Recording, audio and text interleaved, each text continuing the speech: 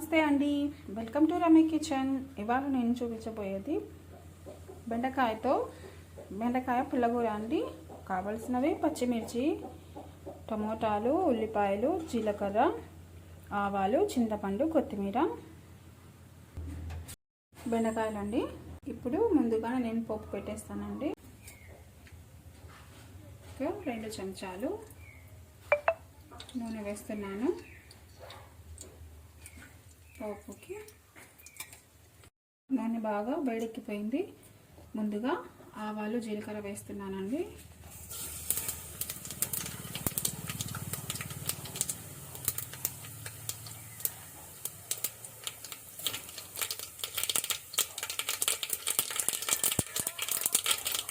కొద్దిగా మెంతులు,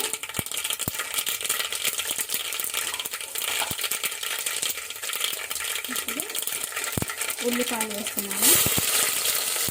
చిటపట్లాడిన కదా ఆవాలు, జీలకర్ర, మెంతులు, కరివేపాకు, కాకుండా కొత్తిమీర,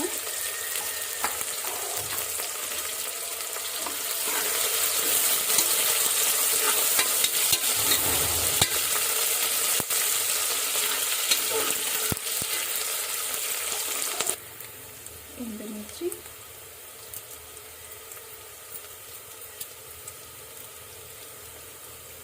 వేగిపోయాయి కదా. ఇప్పుడు పచ్చిమిర్చి వేద్దాము.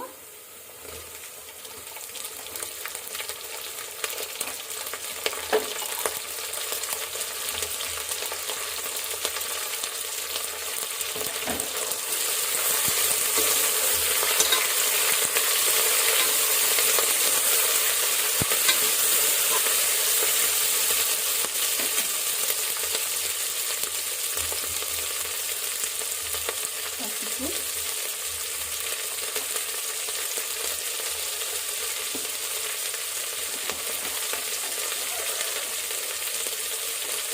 ఉప్పు,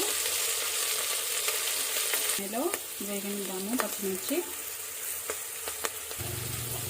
తెల్లవాళ్ళండి, అదే వెల్లుల్లి ప్యాంకర్ కదా, ఇలా నల్లగొట్టేస్తాను. పచ్చిమిర్చి అంతా బాగా నూనెలో మగ్గాయండి, వేగిపోయాయి. ఇప్పుడు మనం కట్ చేసిన బెండకాయ ముక్కల్ని వేస్తున్నాను.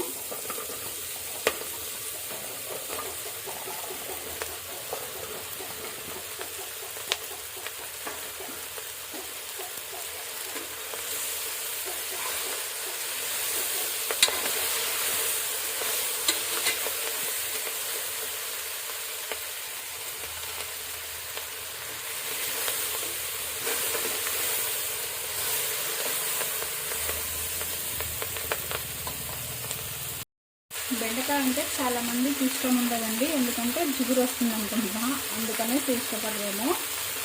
ఇలా చేసుకుంటే జిగురు అనేది ఉండదండి, కొంచెం తక్కువగా ఉంటుంది, మరి ఎక్కువగా లేకుండా కొద్దిగా జిగురు ఉంటుంది. రుచి కూడా బాగుంటుందండి ఇలా చేసుకుంటే. ముందే పోగు పెట్టేస్తున్నాం కదా, మళ్ళీ ఇప్పుడు చింతపండు పెడతాము చూడండి.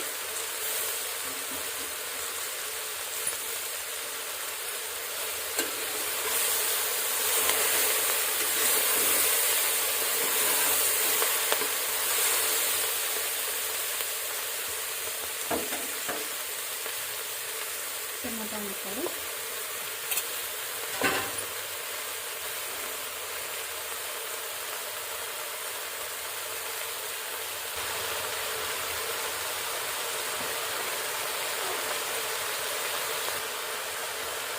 కాసేపు స్లిమ్లో స్టవ్ని స్లిమ్లో పెట్టేసి కాసేపు మగ్గనిద్దామండి.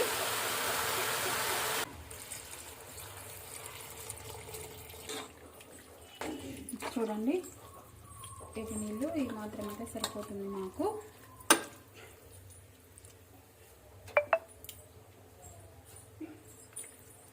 స్టవ్ని హై ఫ్లేమ్లో పెట్టేసిద్దాము. నీళ్ళు వేసినాను కదండి, నీళ్ళు వేసిన తర్వాత ఒక 10 నిమిషాల పాటు ఉడికించేద్దాము. ఇవి ఆల్రెడీ బాగా మగ్గిపోయాయి. ఇంకాసేపు ఒక 10 నిమిషాల పాటు ఉడకనిద్దాము. చూడండి బాగా మెత్తగా ఉడికిపోయాయి కదా. ఇప్పుడు కొంచెం కొత్తిమీర వేద్దాము.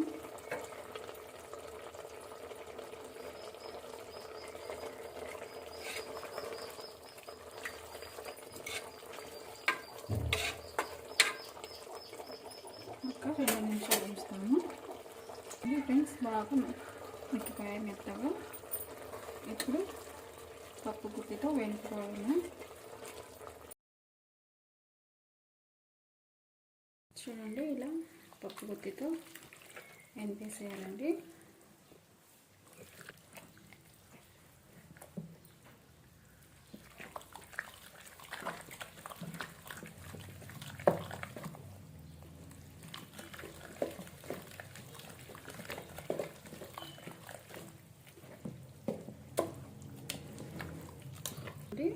ఇలా కొంచెం మెత్తగా అయ్యి కాక ఉంటే కొంచెం రుచిగా ఉంటుంది. ఎందుకంటే బెండకాయ ఉప్పులు కొంచెం నంజుకోవడానికి కూడా బాగుంటుంది అన్నమాట. మీరు కూడా ఇలా ట్రై చేసి చూడండి. మీకు నచ్చితే కామెంట్ చేయండి, లైక్ చేయండి, మీ ఫ్రెండ్స్కి ఫ్యామిలీకి షేర్ చేయండి. మీరు కూడా ట్రై చేసి చూడండి రుచి ఎలా వచ్చిందో కామెంట్ సెక్షన్లో కామెంట్ చేయండి ఫ్రెండ్స్. మీకు నచ్చితే సబ్స్క్రైబ్ చేసుకోండి ఫ్రెండ్స్.